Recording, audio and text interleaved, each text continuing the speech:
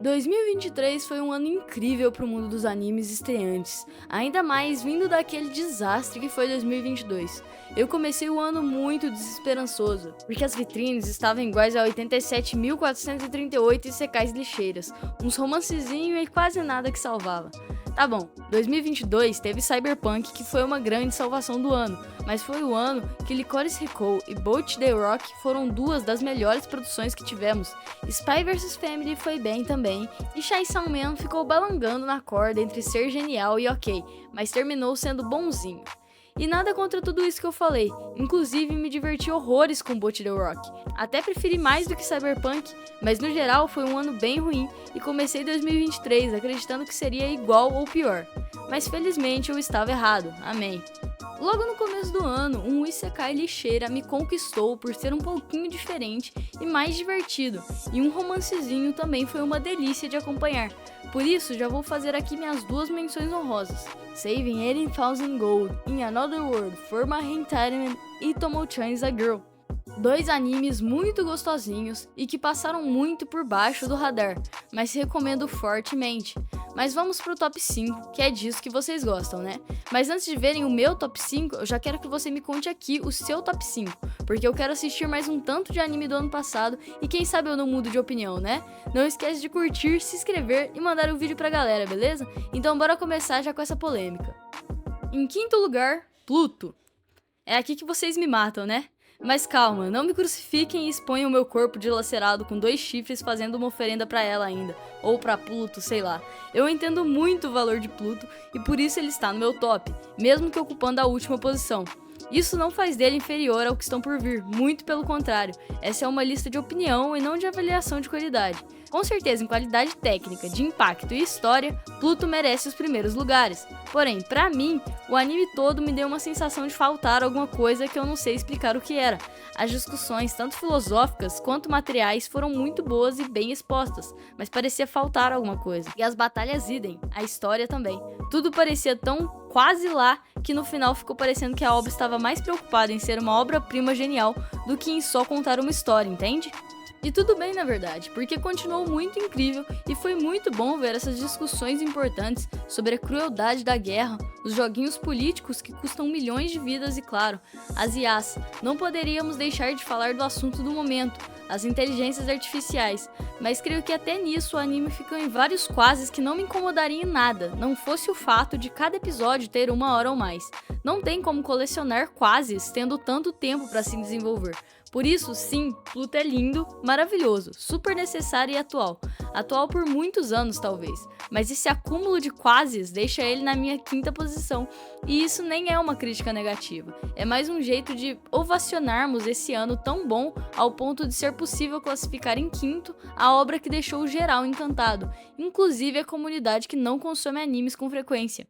Pluto agrada até mesmo os cults de cinema e a sua 5ª colocação no meu top é mais uma aclamação ao ano que qualquer coisa.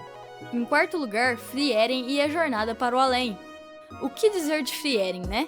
Que anime gostosinho, nos dá aquela vontade de ir acompanhando cada vez mais e ir se deliciando na jornada pós-jornada da nossa vovó favorita com seus mais de 1000 anos. É tudo muito gostoso de assistir e é um break muito necessário para todas essas correrias que vivemos nos dias atuais.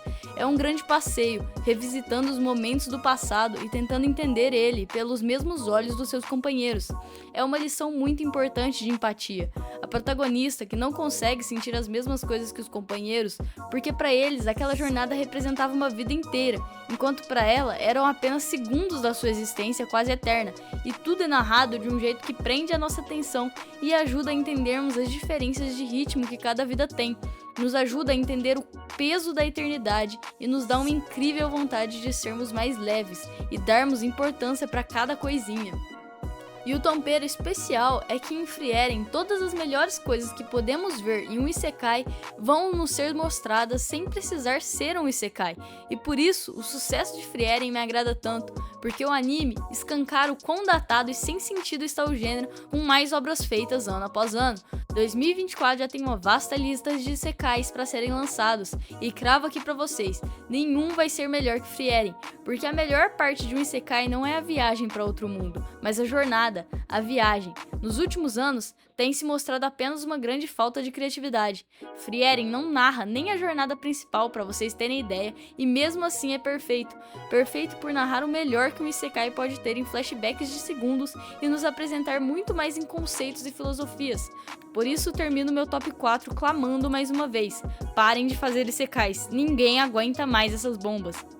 Em terceiro lugar, Zoom 100. Distopia, Song of the Dead. Kanabun sempre faz a boa, né? Salvou muita temporada ruim de Naruto com ótimas openings e em Zoom 100 manteve a regra de lançar uma opening perfeita, mas quebrou a ideia de salvar temporada ruim, porque a primeira temporada de Zoom 100 é perfeita, sem tirar nem pôr. Ela não se deixa cair por nenhum momento, explora muito melhor as mentalidades das pessoas no apocalipse zumbi do que esse monte de série e filme esquisito por aí, mesmo se propondo a tratar o tema através do humor. É, sem dúvidas, o anime mais simpático e envolvente do meu top 5. Ele te prende ali com as suas gracinhas e piadinhas e vai colocando os personagens cada vez mais cativantes e que, mesmo sendo tudo muito rápido e as relações rasas, consegue nos contemplar com muito mais completude que Pluto.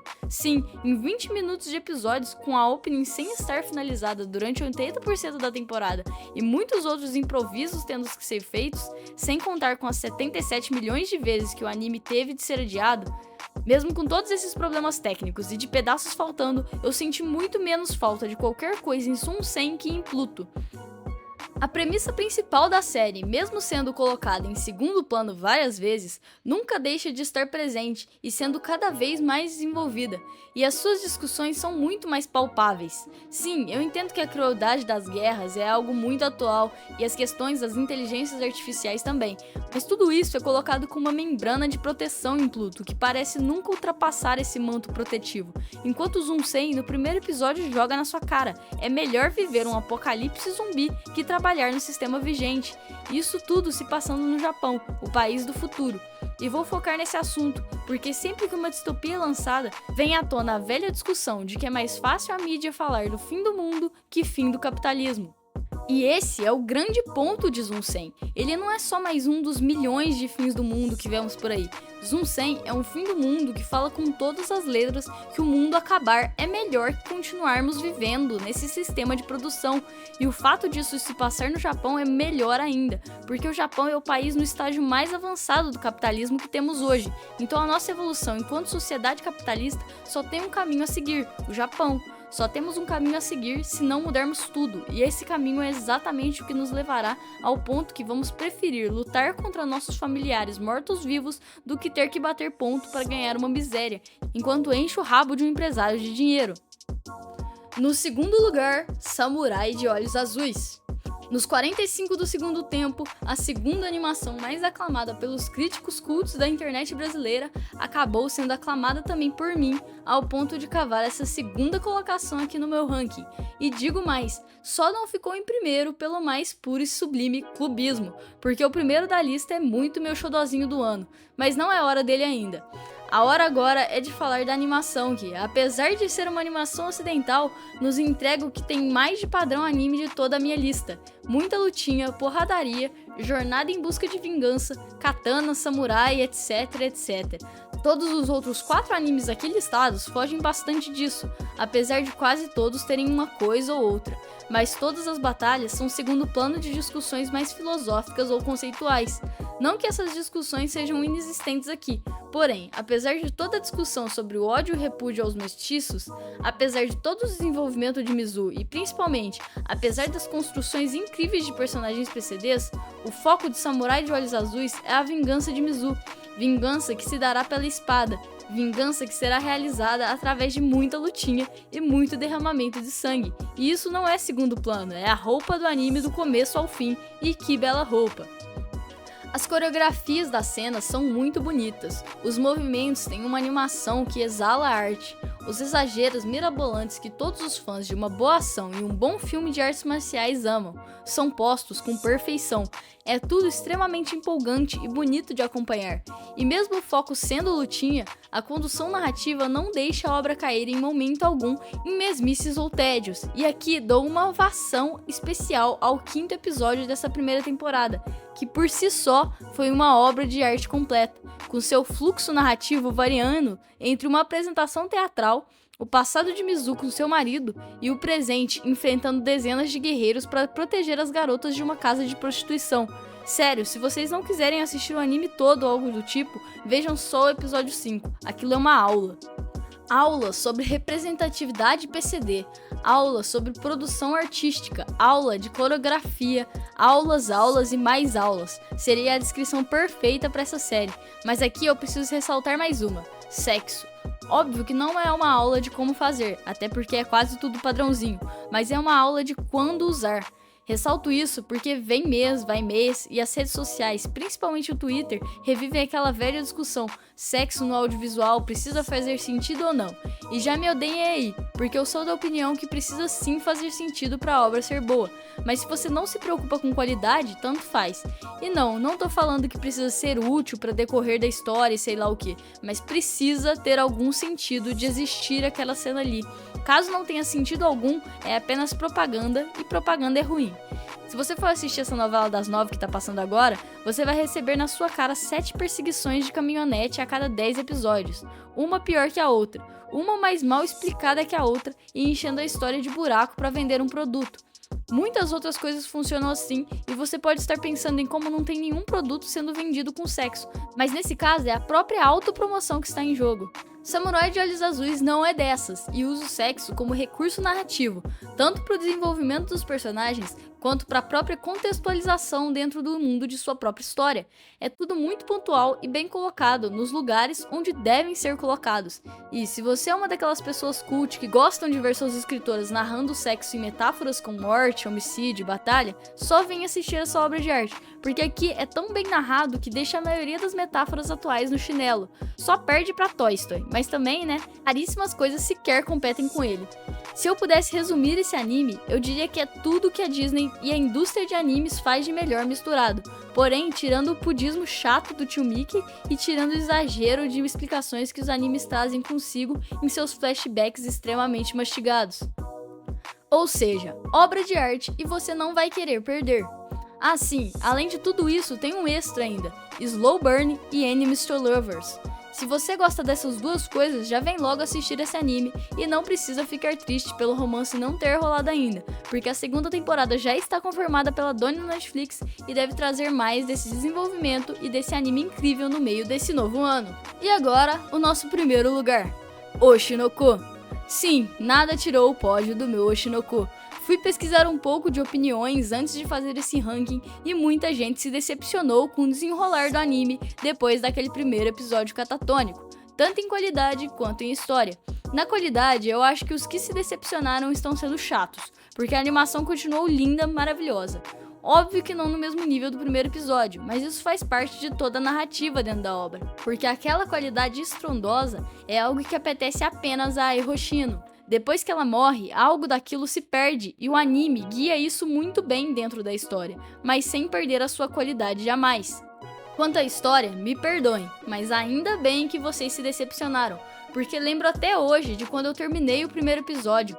Dar o play no segundo foi a coisa mais difícil que eu já fiz na minha carreira de espectador. Sério, nem aquela bizarra última temporada de Game of Thrones me deu mais medo de assistir do que o segundo episódio de Oshinoko, porque depois de assistir o primeiro, eu queria muito parar ali.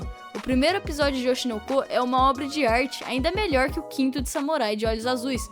Por isso, senti muito medo de clicar para continuar e estragarem aquilo com algum plot ruim. Ainda mais com o episódio dando a entender que seria um anime de investigação. Nada contra, mas essas paradas de detetive é estupidamente fácil de se tornarem coisas grotescas e horríveis. Felizmente, não foi o caso aqui, porque não se tornou um Scooby-Doo piorado. A investigação acaba se tornando secundária em meio às discussões do anime, que, me perdoem fãs de Pluto, são muito mais atuais, muito mais importantes e vão ter um peso muito maior pro nosso mundo que as levantadas pela ficção científica de vocês. Como assim, cara? Desde quando idols são mais importantes que guerras? Parece loucura minha, né? Mas eu vou fazer afirmações ainda mais ousadas e dizer que as discussões acerca da indústria cultural de Oshinoko são muito mais profundas e necessárias para entendermos e evitarmos guerras do que a abordagem de Pluto, que se vende como profunda, mas termina sendo guerras são ruins.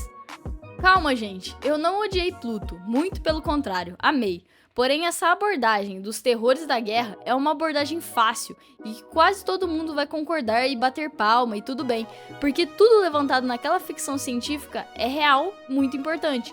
Porém, em Oshinoko, nós conseguimos ver, mesmo que superficialmente, como a indústria da música e do cinema funcionam, mas essa superficialidade entrega muito mais do que promete.